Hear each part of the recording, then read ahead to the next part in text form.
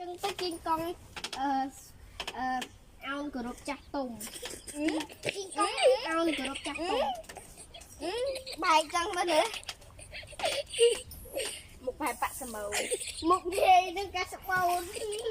សបោនឹងធ្លាក់សបោនឹងធ្លាក់ពីប្រមាត់ទៅហើយហើយធំណាស់ធំឡើងប៉ុនសបោគឹមលីទៀតហ៎ឈ្មោះអូយយេនារីព្រំប្រៃស្រីតូចច្រឡឹងនឹងអូយយេកំពុងធ្លាក់ស្បោននឹងហើយអូយយេកំពុងធ្លាក់ស្បោនអាគឹមលីមកលើអូ